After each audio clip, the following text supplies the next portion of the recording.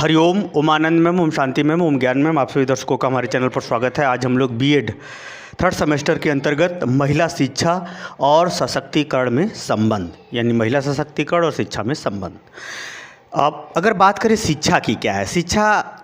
एक ऐसा मानव जीवन के विकास का कुंजी है जिसके पास जितनी अधिक होगी उतना ही वह अपना विकास कर लेता है, जितनी ही शिक्षा की व्यापकता होगी, क्योंकि शिक्षा हमको गुण देती है।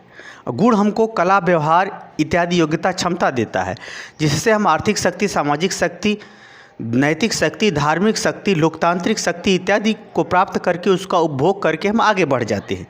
तो शिक्षा जीवन पर्यंत चलने वाली सीखने की वह प्रक्रिया है जो व्यक्ति के अंदर अंतर्निहित गुणों का विकास करके वह वाह जगत में उसके व्यक्तित्व का व्यवहारिक प्रदर्शन करती है। तो इस सब का अर्थ डिटेल में बताया जा चुका है।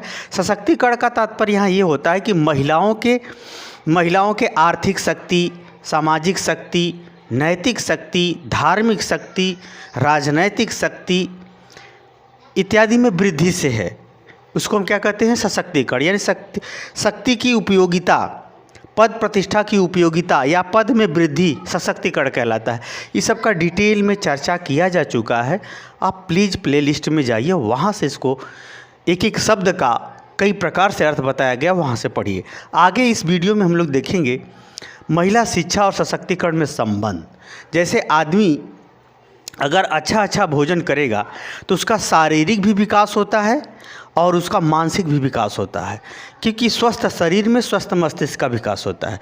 इसी तरह से महिलाएं जैसे जैसे शिक्षित होती चली जाएंगी, औपचारिक शिक्षा के दृष्टिकोण से जैसे जैसे वो शिक्षित होती चली जाएंगी, वैसे उनके शक्तियों में भी वृद्धि होती चली जाएगी।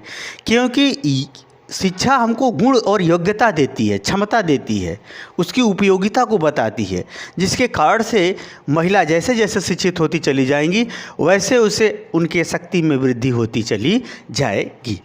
तो आइए इन सब का क्या संबंध है। पहला संबंध अगर हम देखें तो आत्मनिर्भर एवं आत्मविश्वास। जैसे जैसे महिलाएं शिक्षित होंगी उनको अपने ऊपर विश्वास बढ़ता जाएगा, अपने गुण, योग्यता, क्षमता, व्यवहार इत्यादि पर क्या बढ़ता जाएगा? विश्वास बढ़ेगा, और वह धीरे धीरे आर्थिक रूप से, व्यवहारिक रूप से, निर्णय लेने के रूप से वह आत्मनिर्भर होती चली जाएंगी। अर्थात वह आत्मनिर्भर होती चली जाएंगी, अर्थात वह सशक्तिकरण के प्रभाव स्वरूप वह आत्मनिर्भर होती चली जाएंगी। क्यों? क्योंकि ज्ञान जो है आत्मविश्वास के साथ आत्मशक्ति भी प्रदान करता है, जिसके आधार पर विभिन्न क्रियाकलापों को व्यक्ति या महिला करती हुई आगे बढ़ जाती है।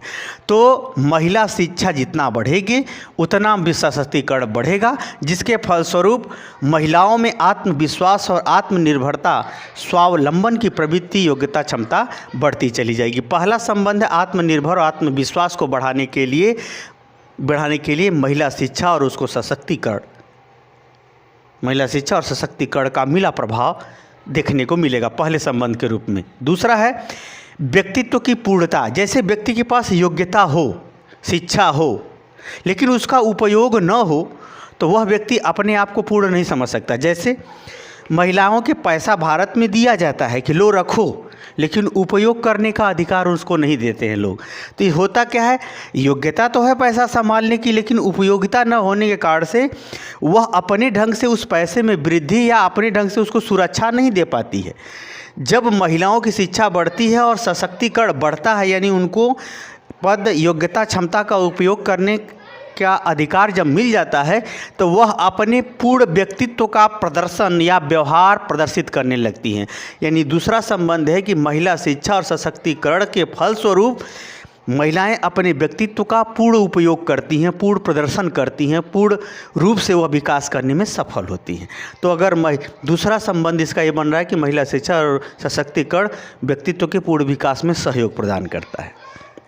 जैसे अगर कोई महिला डॉक्टर हो, आप उसे हॉस्पिटल में ही इलाज करने के लिए न भेजो तो क्या होगी? वह अपने आप को नर्वस महसूस करेगी, क्योंकि उसको संतोष नहीं होगा। योग्यता है, उसका उपयोग नहीं तो बेकार है। उसी तरह से शिक्षा है, अगर सशक्तिकरण न हो तो उसका कोई फ़ायदा महिलाओं को नहीं होता। इसीलिए महिला शिक्षा की भी बात की जाती है, सशक्तिकरण की भी बात की जाती है। अर्थात महिलाओं के व्यक्तित्व का अगर पूर्ण विकास करना है तो इसके लिए आवश्यक है कि महिला शिक्षा के साथ उसके शक्ति में भी वृद्धि की जाए, तभी संभव है। दूसरा संबंध हुआ। तीसरा संबंध है प्रबंधकीय क्षमताओं में उपयोग। प्रबंधकीय का मतलब होता है किसी कार्य को प्रारंभ से लेकर उसको पूर्ण रूप प्रदान करने के लिए जो भी आवश्यक गतिविधियां हैं उसे व्यवस्थित करना। जैसे अगर घर को सजाना है तो आवश्यक गतिविधियां में जैसे साफ सफाई रखना, डेकोरेशन का सामान उपस्थित करना, उसको देख रेख करना, ठीक समय पर ठीक जगह लगा करके उसे व्यवस्थित करके सुंदर सजाना। तो पूरी गतिविधियाँ क्या होती है? घर का प्रबंधन।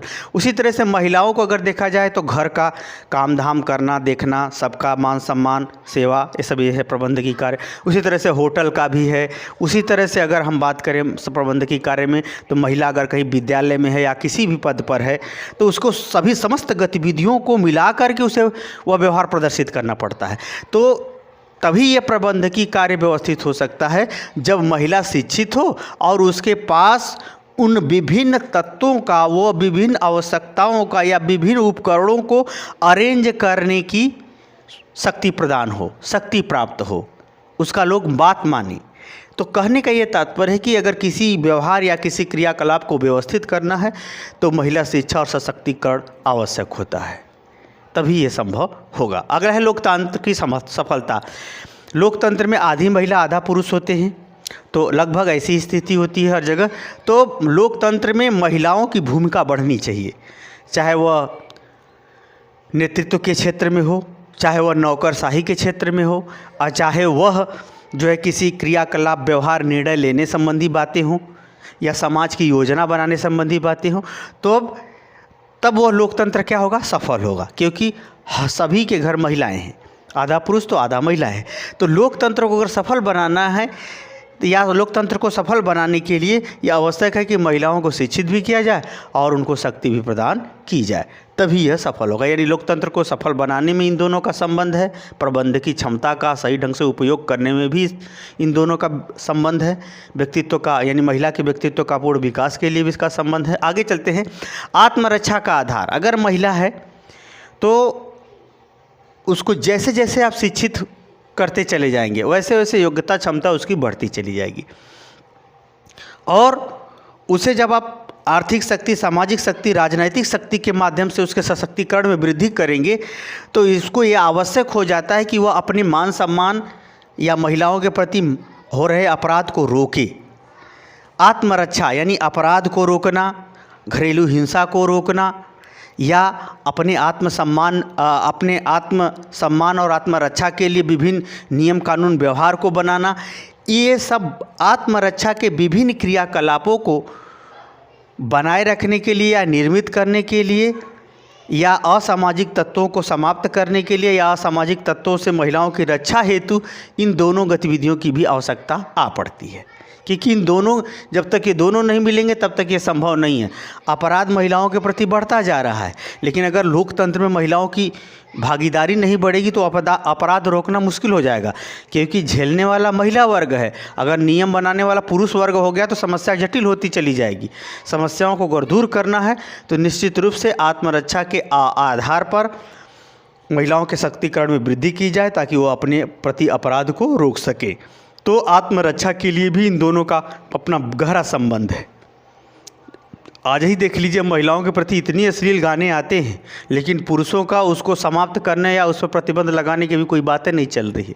तो इसका अर्थ यह है कि महिलाओं का सामाजिक या लोकतांत्रिक तौर से भूमिका अभी बहुत कम है। जब महिला को शिक्षित तो हो रही हैं, लेकिन सशक्तिकरण में अभी भी जितना वृद्धि होना चाहिए वो नहीं है, जिसके कारण से ये परिणाम देखने को मिल रहा है। अगला है उत्तरदायित्व का निर्वहन। उत्तरदायित्व, जैसे महिलाओं को अगर देखा जाए तो घरेलू उत्तरदायित्व यानी बहुत सारे कार्यों का निर्वहन करना पड़ता है, और जैसे जैसे उनके जैसे जैसे शिक्षा बढ़ती जाएगी उनकी योग्यता भी बढ़ेगी। तो योग्यता के आधार पर विभिन्न कार्य भी करने पड़ते हैं। तो विभिन्न कार्यों को सही ढंग से करने के लिए, अपने विभिन्न दायित्वों को उठाने के लिए, जिम्मेदारियों को पूरा करने के लिए आवश्यक है कि महिला शिक्षा के साथ उसके शक्तिकरण में वृद्धि की जाए, सशक्तिकरण किया जाए। आगे है सामाजिक परिमार्जन। समाज में अनेक प्रकार की बुराइयां अच्छाइयां होती हैं, तो समाज की बुराइयों को दूर करने के लिए या समाज को और उच्च स्तरीय विकास के लिए या समाज में अच्छी योग्यता क्षमता को बनाए रखने और गलत व्यवहार या गलत संदेश या गलत गतिविधियों को दूर करें। परिमार्जन का मतलब होता है शुद्ध करना। समाज के जो कुरीतियाँ हैं या गलत व्यवहार है उसे समाप्त करने के लिए भी महिला शिक्षा के साथ साथ उसको सशक्तिकरण की आवश्यकता पड़ती है। इन दोनों में संबंध बनता ही है, नहीं बने होगा ही नहीं। आगे है विशिष्टता की अभिव्यक्ति। हर महिला अपने आप में क्या होती है? विशेष होती है। तो वह जब महिला शिक्षित हो और उसके पास इतनी शक्ति हो, इतना उसको स्वतंत्रता प्रदान हो कि वह अपना निर्णय, अपने व्यक्तित्व का निर्णय स्वयं ले सके, ताकि वह अपने विशिष्ट गुणों के आधार पर अपने जीवन को आप पूर्ण अभिव्यक्ति दे सके या पूर्ण रूप से विकास कर सके।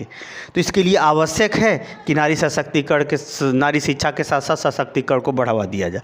ये जब दोनों पहलू होंगे तभी ये संभव है। विशिष्टीकरण की अभिव्यक्ति या चुनाव की उसको स्वतंत्रता मिलेगी तभी, जब वो महिला शिक्षा, और वह पढ़ना चाहती है साइंस और उसको ज़बरदस्ती आर्ट साइंस पढ़ा रहे हो तो गलत हो जाएगा ना। अगर उसके पास शक्ति होगी तो वो जो चाहती है वो पढ़ेगी, उसमें अपने व्यक्तित्व का विकास कर लेगी। आगे है अधिकार एवं कर्तव्यों की प्राप्ति।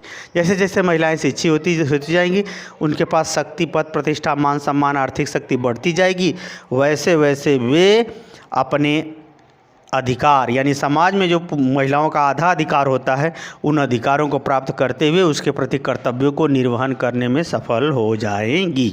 कर्तव्यों को पूरा करने के लिए वो जागरूक और सफल हो जाएंगी। ये तभी संभव है जब महिला शिक्षा के संग संग सशक्तिकरण, उसके शक्ति में वृद्धि की जाए। देखिए ये सिलेबस में पढ़ा रहा हूँ, हर वीडियो में एक ही अर्थ बताएंगे बार बार तो वीडियो बहुत लंबा हो जाएगा। इन दोनों का अर्थ बहुत डिटेल में समझाया जा चुका है। आप उसे पढ़ के तब इसको देखेंगे तो आराम से समझ में आएगा। वैसे भी मैंने पूरी तरह से समझाने का कोशिश किया है कि ये दोनों मिलेंगे। जैसे एक सिक्के के दो पहलू होते हैं, हेल और टेल। तो ऐसा नहीं कि हेल अलग होता है टेल अलग होता है, कहने के लिए अलग होता है लेकिन एक ही होता है सिक्का। उसी तरह से महिला शिक्षा और सशक्तिकरण हेल और टेल के समान तो ज़रूर है, लेकिन कुल मिला के क्या है? एक ही है। कुल मिला के क्या है? एक ही है। क्यों? क्योंकि जो शिक्षित होगा उसी के पास शक्ति होगी, वही सफल होगा और वही कुछ प्राप्त करता है। इसलिए जैसे जैसे महिला शिक्षा बढ़ती जाएगी वैसे वैसे सशक्तिकरण होता जाएगा। थोड़ा सा यहाँ ये ध्यान रखना है कि पुरुष प्रधान समाज होने के कारण से महिलाओं को अधिकार प्राप्त करने के लिए थोड़ा संघर्ष करना पड़ता है। लोकतांत्रिक जागरूकता बहुत ज़रूरी होती है और वास्तव में विदेश में लोकतंत्र इसलिए सफल है कि पुरुष के समान महिलाएं भी राजनीति को समझती हैं। और यहाँ का समाज अभी इसलिए पिछड़ा हुआ है कि अभी भी जाति के आधार पर निर्णय लेता है। महिलाएं लोकतंत्र में अभी भी बहुत पीछे हैं और जहाँ की जागरूक है वहाँ पर दूसरा स्वरूप है। जैसे आप दिल्ली को देख लें और केरला को देख लें, उसी तरह से बंगलोर को देख लें, तो कुछ ऐसे स्थान हैं जहाँ पर महिलाओं पुरुषों के समान जागरूक होने के कारण से लोकतंत्र अपने व्यवस्थित या भ्रष्टाचार नेताओं का वहाँ पर कम देखने को मिलेगा। क्योंकि लोकतंत्र की सफलता के लिए जागरूकता जरूरी है। अभी महिला पक्ष बहुत कमज़ोर है। फिर भी इन दोनों के संबंध इन विभिन्न क्रियाकलापों में देखे जाते हैं या होते हैं या पाए जाते हैं, आवश्यक भी होते हैं। तो मुझे उम्मीद है कि मेरे द्वारा पढ़ाया गया आप समझ गए होंगे। समझ गए तो कमेंट बॉक्स में जरूर बताइए। साथ ही मेरे चैनल को लाइक शेयर सब्सक्राइब कीजिए। हरिओम।